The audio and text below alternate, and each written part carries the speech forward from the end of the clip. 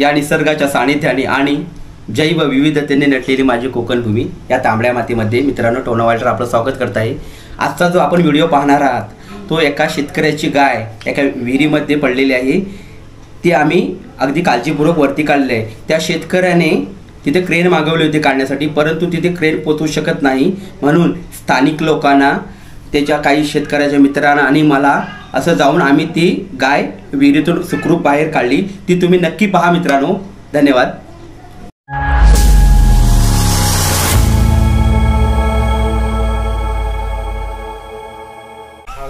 धरायला लागेल तिथं जाम ना धरायला लागेल, धरायला काढून पिऊ नाही। आता टोकी कडे ह्याच्यावर काढून घेतो पर्यंत तिची अशी सरी मारली तर चालेल काय? हो इथे सल्ली मारूया का इथे काहीतरी मारा असं खेड्याची गाठ पण मजबूत बांध, जरा लांबच बांधा। मार मार ना। पुरण काय पुरण मोठा नाही जाय मोठा हाताळा काप नाही छोटे तिन्ही पण द्या तिन्ही लागणार आहे तुम्हाला। तिन्ही ठोकले ती परवडे तिन्ही ठोक ना ठोकतो इकडे नको आहे इकडे सटायचा आहे तो राहील आता नाही तिकडे बरोबर आहे तो आधी नाही थांब थांब 2 मिनिटं थांब हे वड रे थांब तू नको थांब थांब बरोबर आहे जरा तेच आहे पुढच्या पायात ना पाठच्या पायात बसलाय ना मग आता तू गोरी आणि वडा तरी हा चल घे घे घे वड वड वड मागच्या पायात तशी वड वड जा वडा बघू नाही ती मागची ती काय ही चांगली काय नाही वडा वडा वडा वडा ए सोन्या तुझी मेन ओढ पहिली तुझी ओढ, ओढ, ओढ. संतोष ओढ, ओढ. नको त्याच्या आधी वडा वडा वडा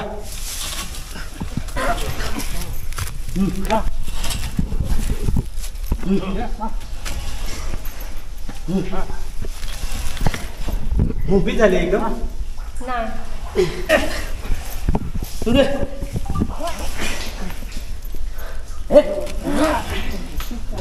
जोर लगा के जोर लगा के जोर लगा के जोर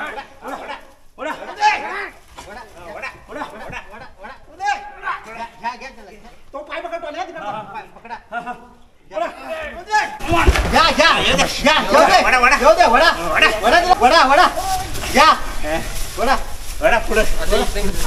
थांबे आधी वडा आराम करू दे ठीक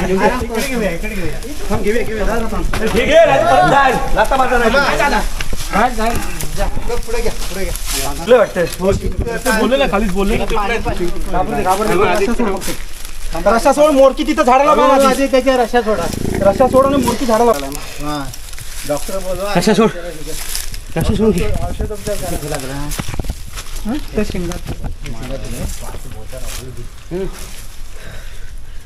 तुला बांधता आला नाही त्या रस्सा तू बांधलास नाही तुला बांधता येत पाण्यावरती लागले भरपूर तिला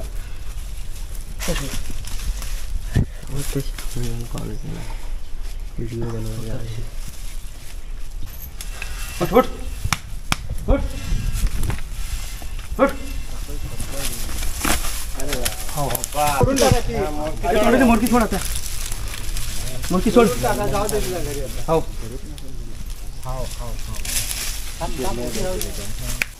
तर मित्रांनो मी आलेलो आहे जे आपण 60 फूट विहिरीतून गाय काढली त्या शेतकऱ्याच्या गोठ्यामध्ये आलो आहे।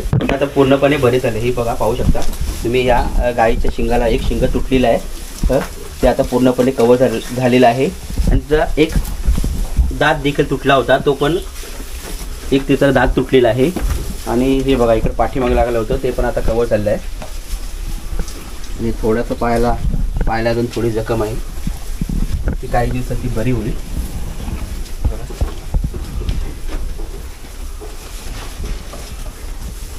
त्या मित्रांनो या शेतकऱ्याने या गाईला 60 फूट खोल जाऊन विहिरीत ती बांधलेली आहे, तिची रशी बांधलेली आहे।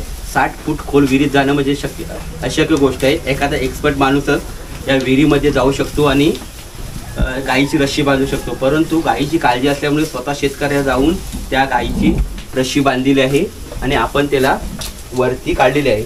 मित्रांनो, त्या शेतकऱ्याने या गाईला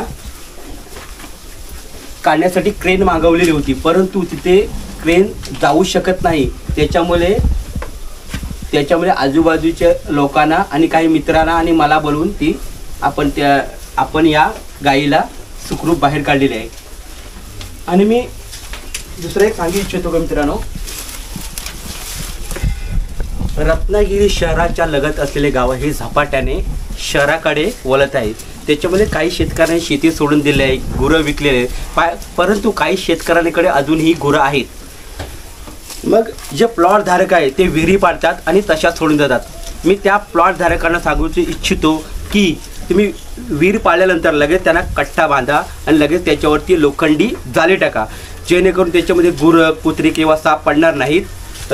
अशी त्याची मित्रांनो तुम्ही काळजी घ्या.